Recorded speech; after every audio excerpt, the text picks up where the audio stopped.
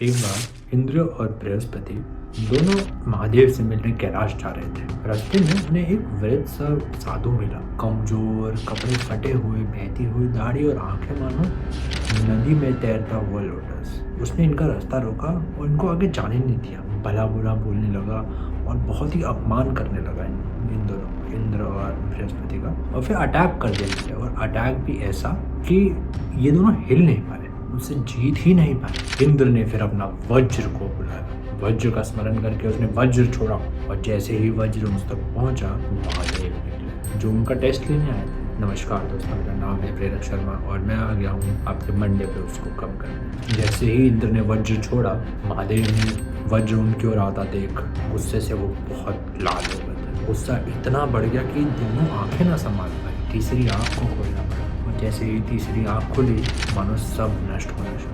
बृहस्पति की विनती पर महादेव ने अपनी क्रोधाग्नि को समुद्र की ओर मोड़ा। जैसे ही वो अग्नि समुद्र में जाके मिली, तो वहाँ एक बच्चे का जन्म हुआ उस अग्नि के ठंडा होने से। और क्योंकि वो अग्नि के ठंडे होने से बना था पानी के अंदर, इसलिए उसका नाम जलंधर रखा गया। ये इतना ताकतवर था, इतना साहसी था कि समुद्र लांघ लेता था।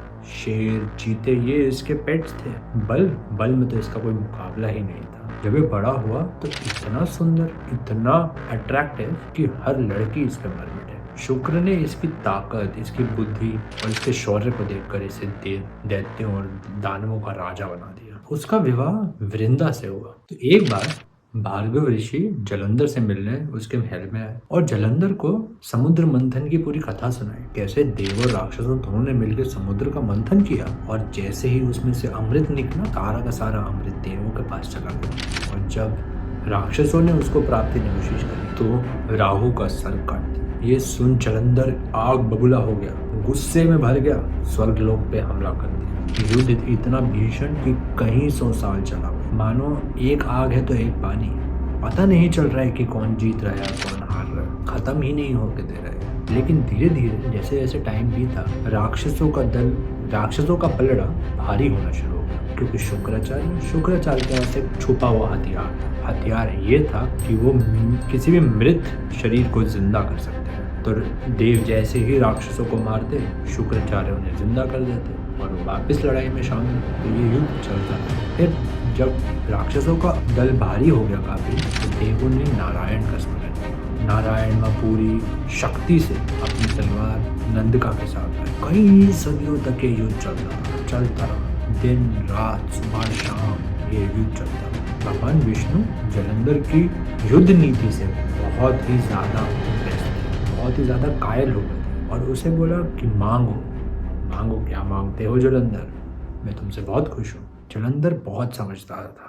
उसने कहा, भगवान, जिस तरह माँ लक्ष्मी आपके साथ ही रहती है, वैसे आप मेरे साथ हैं, और जहाँ आप होंगे वहाँ लक्ष्मी माता तो होंगी ही होंगी। भगवान नारायण ने तथास्तु बोला और ये लड़ाई खत्म हुई। स्वर्ग पे जलंधर का शासन हो गया। जो भी समुद्र मंथन से निकला था, उस सब पर अब जलंधर का अधिकार था। यहाँ तक कि गंधर्वों की मणियों पर भी अब जलंधर ने अधिकार कर लिया था और उसे सामूहिक कर दिया था। हर इंसान उसका फायदा उठा सकता था। प्रजा काफी खुश थी उस टाइम पे इंसान, लेकिन देव खुश नहीं थे। तभी वह नारद आए, नारायण नारायण करते हुए, और उन्होंने जलंधर को कहा, जलंधर, मैं तुम्हारी ग्रोथ से, तुम्हारी अचीवमेंट से बहुत खुश हूँ। स्वर्ग ठीक ही है, स्वर्ग में कैलाश वाली बात नहीं है। जलंधर भुखला गया, अरे कैलाश वाली बात, इससे ऊपर भी कुछ है क्या? नारद बोले, अरे कैलाश में जो सुकून है, कैलाश में दूर तक फैला हुआ जो सफेद सागर है,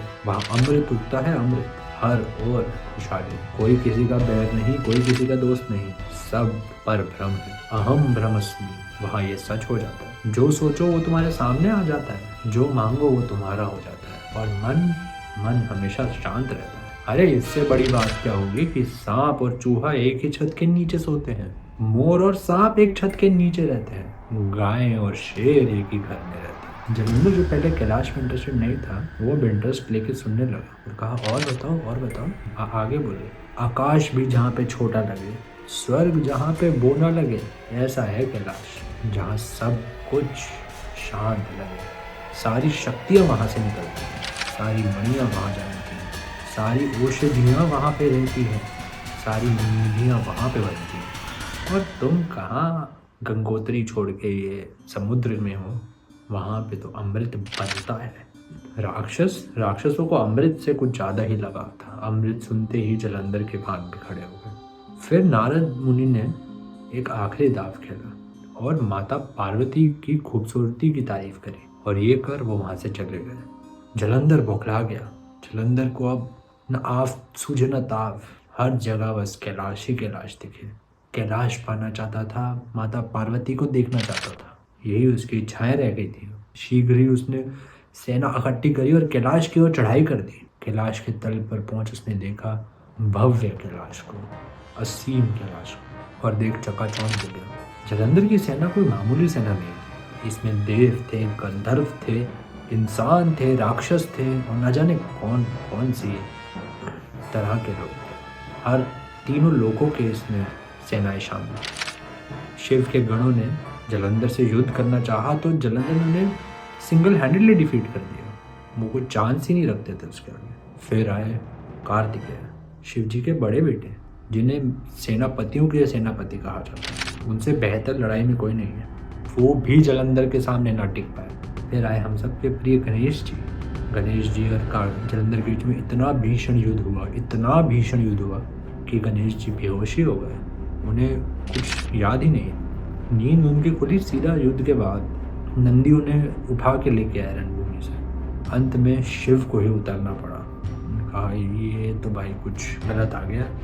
जहाँ कार्तिकेय और गणेश जी से ना संभले, मतलब बहुत ही ज़्यादा मेजर प्रॉब्लम है। शिव जी और जलंधर की सेना के बीच में भीषण युद्ध शुरू हुआ, एक महायुद्ध, महासंग्राम, और वो चलता रहा।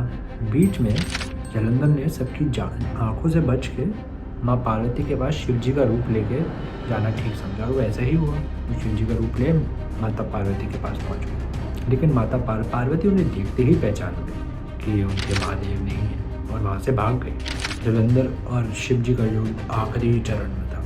जलंधर के सारे योद्धा मर चुके थे, अब सिर्फ शिव थे और जलंधर। शिव जी ने अपने पैर के अंगूठे से एक चक्र निकाला और जलंधर को मार दिया। जैसे ही जलंधर मरा, शिव की योगाग्नि शिव के पास ही आ गई और ये सत्य हो गया कि शिव की योगाग्नि को कोई और नहीं मार सकता, सिर्फ शिव ही मार सकते थे और उन्होंने ही एंड में मारा उसे। तो दोस्तों, आपको ये कहानी कैसी लगी कमेंट करके ज़रूर बताएं।